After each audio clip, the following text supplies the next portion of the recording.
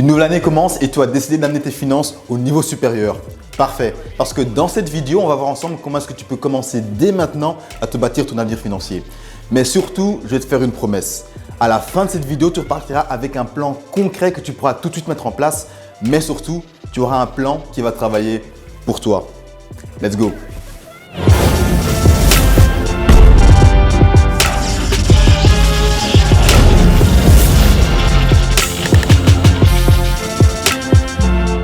Tout d'abord, je vais te donner un aperçu de ce que tu peux réaliser si tu décides dès maintenant d'amener tes finances au niveau supérieur. Et pour ça, très simple, on va prendre comme exemple un des indices boursiers le plus connu au monde, le S&P 500. Le S&P 500 est un indice boursier américain regroupant les 500 plus grandes entreprises américaines. Il est d'ailleurs reconnu comme un des indices boursiers le plus important de la finance et de l'économie du monde. Mais surtout, ce qui est intéressant, c'est que cet indice boursier américain a eu une croissance moyenne sur les 50 dernières années de 10% par an.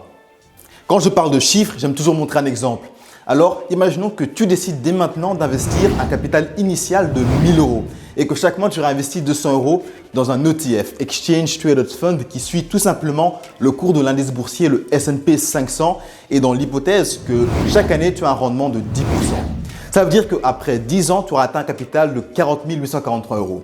Après 20 ans, 144 187 €. Mais surtout, après 40 ans, ton capital aura dépassé la somme des 1 million d'euros.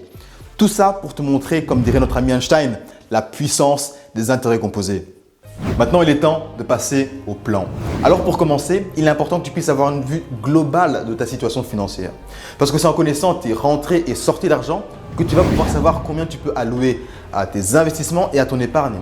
Et d'ailleurs, on parle aussi souvent de budget en gestion financière. Et c'est vrai, c'est très important de budgétiser. Mais sur le long terme, la plupart des personnes abandonnent car gérer un budget demande beaucoup de discipline. Mais ne t'en fais pas, parce que chez les super financiers, on pense à tout. Et plus tard dans cette vidéo, je vais te montrer une meilleure façon de gérer tes finances sans devoir chaque semaine ou chaque mois devoir gérer un budget. Maintenant, il est temps que tu analyses ta situation financière. Prends un bloc-notes ou un fichier Excel et commence par noter tes rentrées d'argent mensuelles. Maintenant, fais le total de toutes tes charges mensuelles sur les 4 à 5 derniers mois. Ici, le but est tout simplement que tu puisses avoir un montant moyen de tes dépenses mensuelles. Puis, fais tout simplement la différence entre ce que tu génères comme argent et tes dépenses. Il est vraiment très important que tu fasses cet exercice au début parce que c'est vraiment ça qui te permettra de mettre en place ton plan de la meilleure des façons. Ce qu'il te reste à la fin du mois, c'est ce avec quoi tu vas travailler. Et d'ailleurs, le but également de cet exercice, c'est que tu puisses potentiellement voir où tu peux réduire tes dépenses pour d'autant plus optimiser ta capacité d'investissement et d'épargne.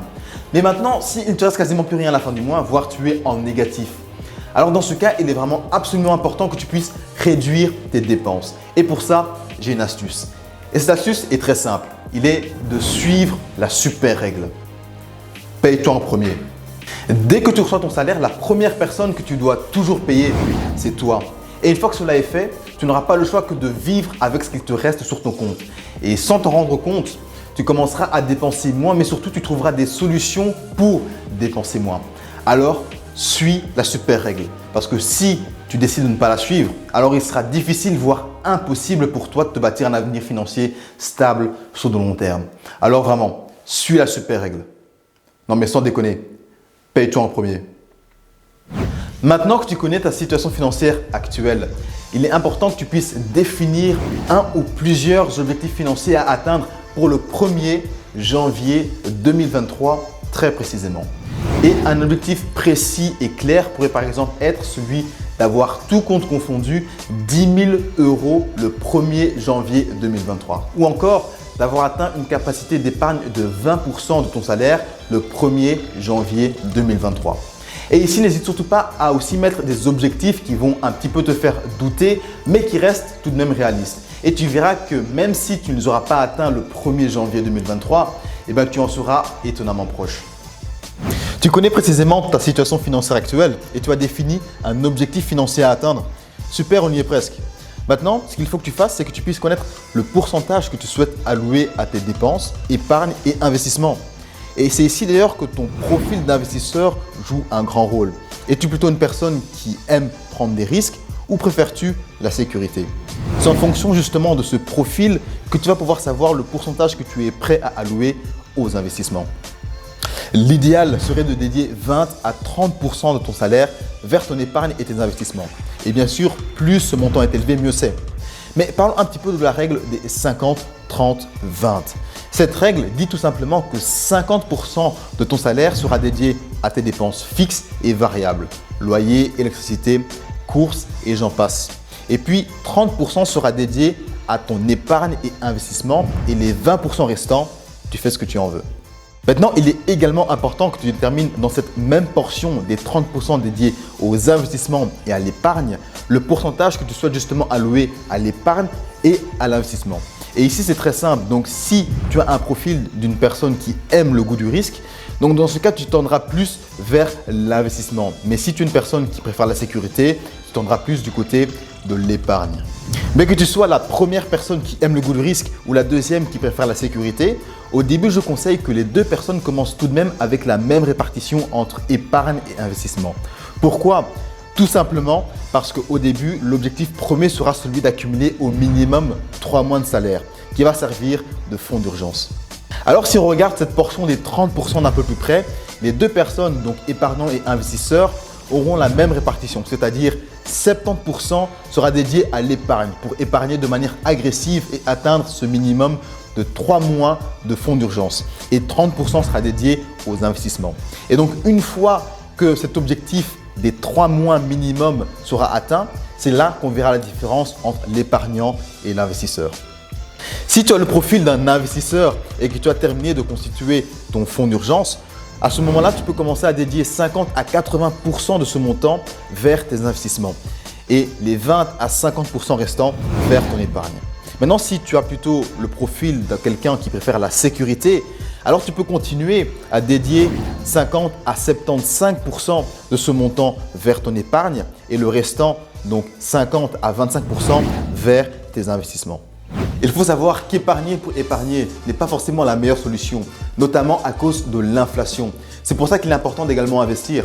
Et en termes d'investissement, il y a plusieurs options disponibles, partant du moins au plus risqué.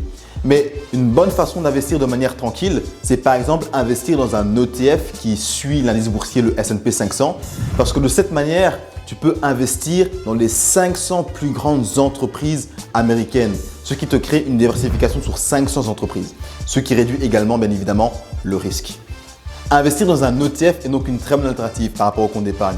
Et d'ailleurs en plus, il est très facile pour toi d'avoir accès à ce genre d'actifs parce que la plupart des banques, si ce n'est toutes les banques, proposent divers ETF et fonds d'investissement dans lesquels tu peux investir. Super, ton plan est terminé. Tu connais ta situation financière personnelle. Tu as défini un objectif précis à atteindre pour le 1er janvier 2023 et tu connais ton profil d'investisseur. Maintenant, il ne reste plus qu'à mettre ton plan en place. Et pour ça, ce sera même la partie la plus simple parce que comme dit au début, ton plan, tu devras le mettre seulement une fois en place au début et ton plan va continuer à travailler pour toi par la suite. Alors le but maintenant sera d'automatiser ton plan et je vais te le montrer avec un exemple. Alors imaginons que tu as le profil d'un investisseur qui génère un revenu de 2 000 € par mois et on va prendre comme base la règle des 50, 30, 20. Alors on commence par, tu l'as deviné, la super règle, te payer en premier. Et donc, ce qui va se passer, c'est que dès que tu reçois ton salaire, 30% va aller vers ton épargne et tes investissements. Et dans ce cas concret, cela représente 600 €. Tout d'abord, tu vas te concentrer sur la création d'un fonds d'urgence qui correspond à 3 mois de salaire ou dans ce cas-ci, à 6 000 €. Et donc, 70% vont d'abord être redirigés vers ton épargne, ce qui représente 420 €. Et les 180 € restants, eux, vont aller vers un ETF qui suit tout simplement le cours du S&P 500. Et maintenant, pour automatiser ton plan, tu vas te créer un ordre permanent de 420 € vers ton compte d'épargne qui s'exécute un jour après ton jour de paye mensuel. C'est très important.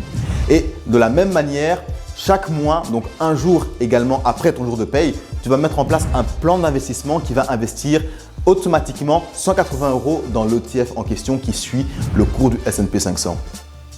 Une fois ton objectif d'épargne atteint pour ton fonds d'urgence, tu décides maintenant de mettre en place ton deuxième plan qui est lié à ton profil, notamment celui d'un investisseur. Et donc ici, tu décides d'investir 500 € chaque mois dans l'ETF et 100 € vers ton compte d'épargne. Et ici également, donc, tu vas mettre en place 2 nouveaux ordres permanents. Donc un premier ordre permanent qui lui automatiquement chaque mois va investir 500 € vers l'ETF et un deuxième qui lui va tout simplement verser 100 € vers ton compte d'épargne.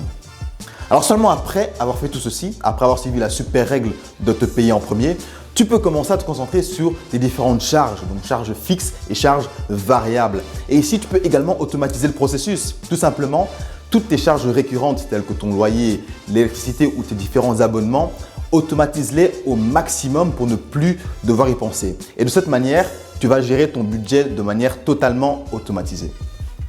Et puis, il ne reste plus que les 20% qui, dans ce cas, représentent 400 €. Et avec ces 20%, tu fais ce que tu veux. N'hésite pas à te faire plaisir et également à faire plaisir aux personnes qui t'entourent. Le but final est tout simplement d'avoir le moins de résistance possible à suivre ton plan. Et la meilleure manière de le faire, c'est d'automatiser tes finances. Et pour ça, en suivant ces étapes, tu mettras en place un super plan automatisé qui va signer le début de ton évolution financière pour les mois et années à venir. Tu auras un plan qui va travailler pour toi. Ceci nous amène à la fin de cette vidéo. Si tu as aimé, n'hésite pas à laisser un petit pouce bleu et aussi à me donner ton avis en commentaire. Mais surtout, si tu vas mettre le plan en exécution, tape dans les commentaires « J'exécute le super plan ». Sur ce, le devant rappel. Ciao.